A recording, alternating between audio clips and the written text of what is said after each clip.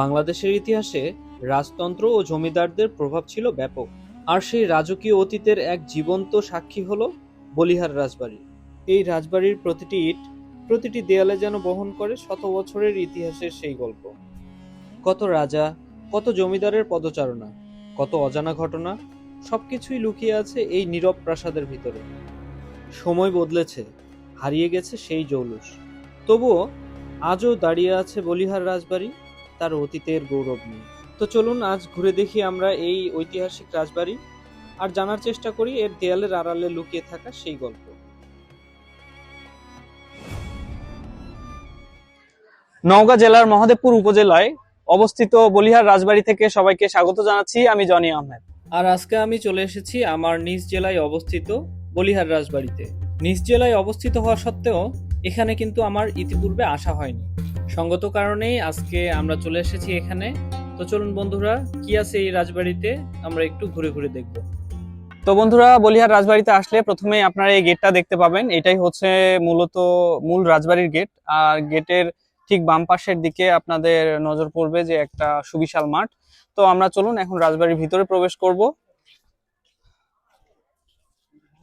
And রাজবাড়ির ভিতরে প্রবেশ করলে আপনাদের চোখে পড়বে এখানে শত বছরের কিছু পুরনো পুরনো গাছ, যেগুলো এখানকার ইতিহাস বহন করে। আর অবশ্যই পুরনো রাজবাড়ি, যার দেয়ালের পরতে পরতে লুকিয়ে আছে এখানকার ইতিহাস এবং ঐতিহ্য।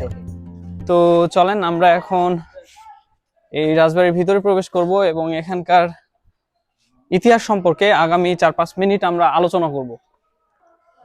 তো গেট দিয়ে ঢুকলে প্রথমে আপনারা এই করিডোরটা দেখতে পাবেন, যেটা পুরনো রাজবাড়িগুলোর মতোই ঠিক চুনসুরকি দিয়ে করা, এবং এর দেয়ালগুলো ঠিকই চুনসুরকি দিয়েই করা। এবং এরপরে আমরা একটা বিশাল রুম দেখতে পাই, যদিও এটা এখন দেখা যাচ্ছে না, অনেক অন্ধকার। তো আমরা আরেকটু ভিতরে ঢোকার চেষ্টা করব।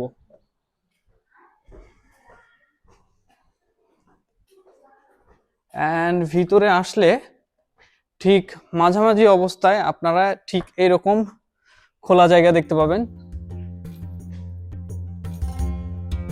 এটা হচ্ছে বেসিক্যালি এখানকার ইন্টেরিয়র স্ট্রাকচার। তো আমরা দেখতে পাচ্ছি যে এখানে বেশ কিছু জায়গায় ক্ষয়ক্ষতি হয়েছে, যেহেতু এটার প্রায় 150-200 বছরের পুরনো একটা রাজবাড়ি। তো এখানকার ইনফ্রাস্ট্রাকচারে অনেক ক্ষয়ক্ষতি আছে, যার কারণে এখানে 2 তলাতে ওঠা কিন্তু সম্পূর্ণ নিষেধ করে দেওয়া হয়েছে। তো আপনারা যেমনটা দেখতে পাচ্ছেন যে এই পাশটা ভেঙে গেছে, ওই পাশে ছাদটা ভেঙে গেছে। তো এই কারণে কিন্তু 2 তলাতে ওঠা সম্পূর্ণ নিষেধ। দর্শনার্থীরা আসলে এখানে নিচতলায় ঘুরে ফিরে দেখতে পারবেন, এখানকার ইনফ্রাস্ট্রাকচার, এখানকার রাজবাড়ির ইতিহাস সম্পর্কে আপনারা জানতে পারবেন। তো আসলে এই রাজবাড়িটার ইতিহাস নিয়ে আমরা এখন একটু আলোচনা করি, চলেন। 1823 সালে রাজা রাজেন্দ্রনাথ এখানে একটি রাজেশ্বরী দেবীর মন্দির স্থাপনা করেন। বলিহার জমিদার পরিবারের প্রতিষ্ঠাতা ছিলেন নৃসিংহ চক্রবর্তী, যিনি মুঘল সম্রাট আওরঙ্গজেবের জায়গির লাভ করেছিলেন। এই পরিবারের কিন্তু অনেক রাজাই উচ্চ শিক্ষিত ছিলেন। তাদের মধ্যে কৃষেন্দ্রনাথ নামে একজন কিন্তু ছিলেন বিখ্যাত লেখক। দেশ বিভাগের সময় এখানকার রাজা কিন্তু ছিলেন বিমলেন্দু রায়। পরে জমিদারি প্রথা শেষ হয়ে যাওয়ার সময় তিনি কিন্তু চলে যান ইন্ডিয়াতে। আর ইন্ডিয়াতে যাওয়ার পরে এই রাজবাড়িটা অনেক দিন পর্যন্ত অকার্যকর অবস্থায় পড়েছিল, এবং স্বাধীনতা যুদ্ধের সময় এখানকার অনেক সম্পদ এবং ইতিহাস কিন্তু লুট হয়ে যায়। লোককাহিনী অনুযায়ী মুঘল সাম্রাজ্যের সেনাপতি মানসিংহ রায় কিন্তু এখানে এসে তার সৈন্যদের নিয়ে কিন্তু অনেক দিঘিও খনন করেছিলেন। ইতিহাস ও ঐতিহ্যে ঘেরা এই বলিহার রাজবাড়ি কিন্তু এখনো দর্শনার্থীদের আকর্ষণ করে। তাই প্রতিদিনই কিন্তু হাজারো দর্শনার্থী আসেন এখানে ঘুরতে এবং এখানকার ইতিহাস জানতে। এরপরে আমরা সারা রাজবাড়ি ঘুরে ঘুরে দেখলাম। এখানকার সেই পুরনো স্ট্রাকচার, পুরনো স্থাপত্য দেখে ভালোই লাগলো। আর আপনিও যদি নওগাঁ থাকেন আর ঘোরার মতো একটা জায়গা খোঁজেন, তাহলে আমি বলবো যে এই জায়গাটা চেক আউট করতে পারেন। বলিহার রাজবাড়ি যদি আপনি ইতিহাস ভালোবাসেন, তাহলে আমি ডেফিনেটলি বলবো এটা আপনাদের ভালো লাগবে। তো এরই পাশে যে মন্দিরটা স্থাপনা করা হয়েছিল, তো আমরা এখন সেই মন্দিরটাতে যাব, চলেন। অ্যান্ড এইটাই হচ্ছে সেই মন্দিরটার গেট, যে মন্দিরটা রাজবাড়ি স্থাপনের সময় কিন্তু নির্মাণ করা হয়েছিল। তো আমরা এখন সেই মন্দিরের ভিতরে প্রবেশ করতে যাচ্ছি। চলেন। মন্দিরের ভিতরের কিছু পুরনো নিদর্শন আছে, যেগুলোর ইনফ্রাস্ট্রাকচার গুলো খুবই দারুণ। তো আমরা সেগুলো দেখব, এক্সপ্লোর করব। তবে মন্দিরের ভিতরের কিছু কিছু ইনফ্রাস্ট্রাকচার বাদে কিন্তু এখন সবই নতুন করা। যেমন আপনারা আমার পেছনে দেখতে পাচ্ছেন, এটা কিন্তু সেই 150-200 বছর আগের পুরনো বিল্ডিং।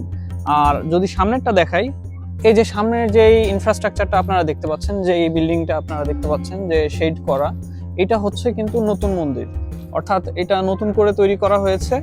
এখানকার ধর্মাবলম্বী মানুষ যারা আছে তারা এখানে আসেন, তাদের প্রার্থনা করেন। আর সামনের দিকে আমরা আরেকটা পুরনো ইনফ্রাস্ট্রাকচার দেখতে পাচ্ছি, তো সেটাই আমরা দেখতে যাচ্ছি। এই যে যেমনটা বলছিলাম, এইটাই হচ্ছে সেই পুরনো মন্দিরের মেইন ইনফ্রাস্ট্রাকচার। এখানে তাদের প্রার্থনা করা বেশ কিছু জায়গা আছে। এই পাশে একটা মন্দির দেখতেছি, আর এই পাশে একটা পিলার, আর এই দিকটা দিয়ে ভিতরে ঢুকলে মেইন মন্দিরটা, এটা হচ্ছে মেইন মন্দিরটার গেট। আমরা ভিতরে প্রবেশ করতেছি না। তো যেমনটা বলছিলাম যে এটা কিন্তু সেই আমলের পুরনো ইনফ্রাস্ট্রাকচার, আর সামনের দিকে নতুন করে তৈরি করা হয়েছে। তো আপনারা এখানে আসলে এখানকার এই ইতিহাস দেখলে, ইতিহাস সম্পর্কে জানলে আশা করি আপনাদেরও ভালো লাগবে। তো বন্ধুরা, এই ছিল আজকে নওগাঁয় অবস্থিত বলিহার রাজবাড়ি সম্পর্কে। আর আজকের ভিডিওতে চেষ্টা করেছি এই বলিহার রাজবাড়ি সম্পর্কে সম্পূর্ণ ইতিহাস আপনাদের সামনে তুলে ধরার। আশা করি যারা ইতিহাস ভালোবাসেন তাদের জন্য এই ভিডিওটা একটা শিক্ষণীয় ভিডিও হতে পারে, আর যারা এখানে ঘুরতে আসতে চান তাদের জন্য হতে পারে একটা সম্পূর্ণ ভ্রমণ গাইড। আর আপনারা যদি বলিহার রাজবাড়ি আসতে চান তাহলে দেশের যে কোনো স্থান থেকে আপনাদেরকে সর্বপ্রথম নওগাঁ আসতে হবে। আর নওগাঁ এসে সেখান থেকে মোটরসাইকেল, অটোরিকশা বা সিএনজিতে করে চলে আসতে হবে বলিহার। আর বলিহারেই এই রাজবাড়িটা অবস্থিত। সো বন্ধুরা, ভিডিও কেমন লাগলো? ভিডিও যদি ভালো লাগে অবশ্যই একটা লাইক করে দিবেন। আর যদি আমাদের চ্যানেলের আরো ভিডিও দেখতে চান এবং আমাদেরকে সাপোর্ট করতে চান তাহলে অবশ্যই কিন্তু চ্যানেলটা সাবস্ক্রাইব করে দিবেন। তো ভালো থাকবেন, সুস্থ থাকবেন, দেখা হচ্ছে পরবর্তী কোনো ভিডিওতে।